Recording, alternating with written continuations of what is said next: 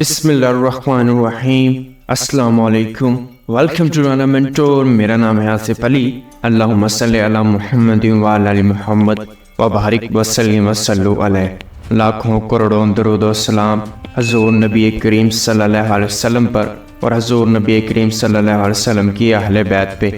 الحمدللہ واقعہ کربلا کی سیریز کا آغاز ہو چکا ہے اور آج ہم ایپیسوڈ 7 لے کر حاضر ہو چکے ہیں۔ آج کی اس ایپیسوڈ میں ہم حضرت عباس اور حضرت علی اکبر رضی اللہ تعالیٰ عنہما کا ذکر کریں گے، ان کی شہادت کا ذکر کریں گے۔ حضرت عباس رضی اللہ تعالیٰ عنہ کے بارے میں ایک شاعر نے کیا خوب کہا ہے: اللہ کے شیر کو علی کہتے ہیں، اللہ کے شیر کو علی کہتے ہیں، علی کے شیر کو عباس کہتے ہیں۔ اور محمد کی شہادت کے بعد حضرت امام عالی مقام کے علمبردار حضرت عباس ابن علی رضی اللہ تعالیٰ عنہما امام پاک کی خدمت میں آئے اور میدان جنگ میں جانے کا اصرار فرمایا۔ ساتھ ہی یہ بھی عرض کیا کہ اب مجھ سے علی اصغر اور دوسرے ننھے بچوں کی پیاس دیکھی نہیں جاتی، آپ مجھے اجازت دیجیے تاکہ میں نہر فرات سے ایک مشکیزہ پانی لاؤں اور ان پیاسوں کو پلاؤں۔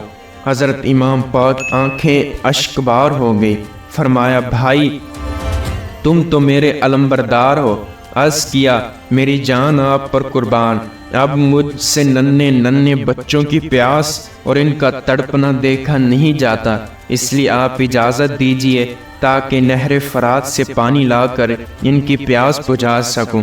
جب حضرت عباس علمدار کا اصرار زیادہ بڑھا تو حضرت امام عالی مقام نے آپ کو سینے سے لگایا اور اشکبار آنکھوں سے رخصت دے دی۔ حضرت عباس ایک مشکیزہ کندھے پر لٹکا کر گھوڑے پر سوار ہوئے اور نہر فرات کی طرف روانہ ہوئے۔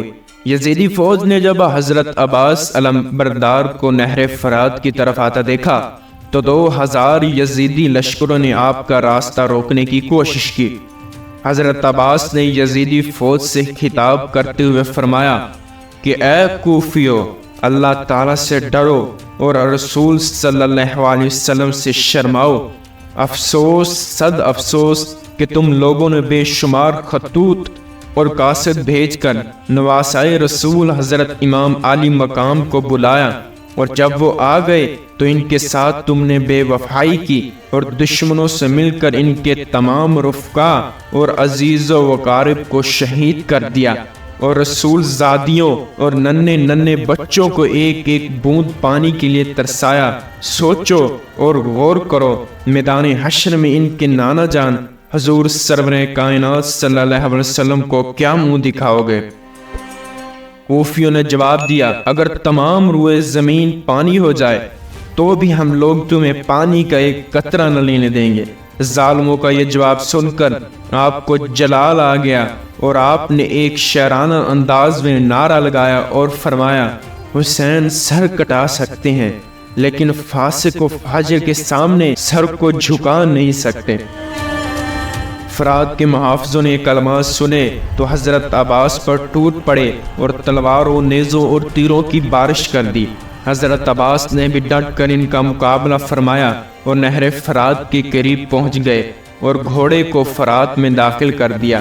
مشکیزہ بھرا اور ایک چلو پانی کا لیا، مگر ننھے بچوں کا پیاس سے تڑپنا اور بلکنا یاد آیا تو غیرت ایمانی نے یہ گوارا نہ کیا کہ ساقی کوثر کے دلارے اور علی و فاطمہ کے جگر پارے پیاسے رہیں اور میں سیراب ہو جاؤں۔ فوراً پانی کو پھینکا اور بھرا ہوا مشکیزہ بائیں کندھے پر لٹکایا اور نکل پڑے۔ چاروں طرف سے شور اٹھا کہ راستے کو روک لو، مشکیزہ چھین لو، اگر یہ مشکیزہ خیمے حسین تک پہنچ گیا تو پھر ہماری خیر نہیں۔ ادھر حضرت عباس اس کوشش میں تھے کہ کسی بھی طرح اہل بیت نبوت کے پیاسوں تک یہ پانی پہنچ جائے۔ جب دشمنوں نے آپ کو چاروں طرف سے گھیر لیا تو آپ نے شیر کی طرح یزیدیوں پر حملہ کرنا شروع کر دیا۔ لاش پر لاش گرنے لگی اور خون کے فوارے بہنے لگے۔ اس طرح آپ برابر دشمنوں کو مارتے کاٹتے اور چیرتے پھاڑتے ہوئے خیمہ حسین کی طرف بڑھتے چلے جا رہے تھے کہ اچانک ایک خبیث زرارہ نامی نے پیچھے سے دھوکے سے تلوار چلائی کہ آپ کا بایاں ہاتھ کٹ کر کندھے سے الگ ہو گیا۔ آپ نے فوراً مشکیزوں کو اپنے دائیں کندھے پر لٹکا لیا اور اسی ہاتھ سے تلوار بھی چلاتے رہے کہ پھر اچانک نوفل بن ارزق نے ایسا وار کیا کہ داہنا ہاتھ بھی کندھے سے کٹ کر الگ ہو گیا۔ اب آپ نے مشکیزے کو اپنے دانتوں سے پکڑ لیا، مگر مشکیزہ خیمہ حسینی تک پہنچنا اللہ تعالیٰ کو منظور ہی نہ تھا۔ ایک بدبخت نے تاک کر ایسا تیر مارا کہ مشکیزے کے پار ہو گیا اور سارا پانی بہہ گیا۔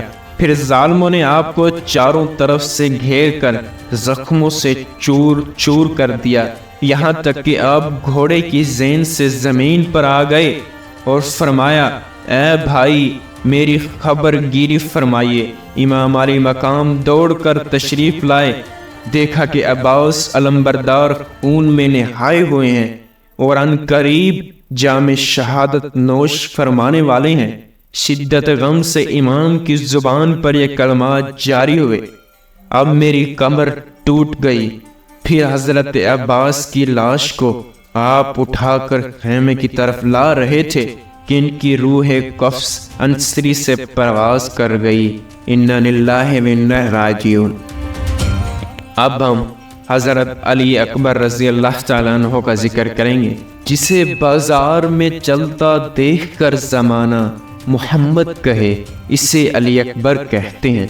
حضرت امام علی مقام نے جب دیکھا کہ جملہ احباب اور بھائیوں بھتیجوں میں سے سب نے جام شہادت نوش فرما لیا ہے اور آپ کے ساتھ آپ کے 3 صاحبزاد امام زین العابدین حضرت علی اکبر اور حضرت علی اصغر رضی اللہ تعالیٰ عنہم اور کوئی باقی نہ رہا۔ حضرت امام زین العابدین بیمار تھے، حضرت علی اصغر ابھی شیر خور تھے اور حضرت علی اکبر کی عمر شریف 18 سال کی تھی۔ آپ نے خود بنفس نفیس میدان جنگ میں جانے کا ارادہ فرمایا۔ حضرت علی اکبر نے جب والد گرامی کو میدان میں جاتے ہوئے دیکھا تو آگے بڑھ کر حضرت امام سے لپٹ گئے اور عرض کی، ابا جان آپ میرے ہوتے ہوئے میدان جنگ میں کیوں تشریف لے جا رہے ہیں؟ مجھے اجازت دیجیے۔ حضرت امام نے محبت بری نگاہ میں اپنے فرزند پر نظر ڈالی اور فرمایا، بیٹا میں تمہیں کس دل سے اجازت دوں؟ کیا میں تمہیں خاک و خون میں غلطاں ہونے کی اجازت دوں؟ بیٹا تم نہ جاؤ، یہ یزیدی صرف میرے خون کے پیاسے ہیں، مجھے شہید کرنے کے بعد یہ کسی سے تعارض نہ کریں گے۔ لیکن حضرت علی اکبر نے بہت اصرار کیا اور قسمیں دی تو امام علی مقام کو اجازت دینا پڑی۔ حضرت علی اکبر میدان جنگ میں جانے کے لیے تیار ہوئے تو امام علی مقام نے خود اپنے ہاتھوں سے 18 سالہ حسین و جمیل جوان بیٹے کو گھوڑے پر سوار کیا، اپنے دست مبارک سے تلوار حمائل کی اور نیزہ اپنے دست اقدس سے ان کے ہاتھ میں دیا۔ بیٹے نے ابا جان اور خیمے میں کھڑی ہوئی دکھ رسیدہ بیویوں کو سلام کیا اور میدان جنگ کی طرف چل پڑے۔ یہاں پر ہم ایک لمحے کے لیے اپنے قائرین کی توجہ حضرت ابراہیم و حضرت اسماعیل علیہ السلام کے واقعے قربانی کی طرف مبذول کراتے ہیں کہ جب حضرت ابراہیم علیہ السلام اپنے بیٹے حضرت اسماعیل علیہ السلام کو قربان کرنے کے لیے تیار کر چکے تھے تو کہا کہ میں اپنی آنکھوں پر پٹی باندھ لیتا ہوں تاکہ شفقت کی وجہ سے اس میں ناکامی نہ ہو۔ کربلا کی دھرتی پر حضرت امام اپنی آنکھوں پر پٹی نہیں باندھتے بلکہ خود اپنے ہاتھوں سے تیار کر کے اپنے بیٹوں کو میدان کارزار میں بھیج رہے ہیں اور ان کو قربان ہوتے اور لاشا لاتے ہوئے دیکھتے ہیں۔ حضرت علی اکبر جو شکل و شمائل میں حضور صلی اللہ علیہ وسلم کے بہت مشابہ تھے، میدان جنگ میں پہنچے اور مبارز طلب فرمایا، لیکن یزیدی لشکر سے کوئی سامنا نہ کرنے آیا۔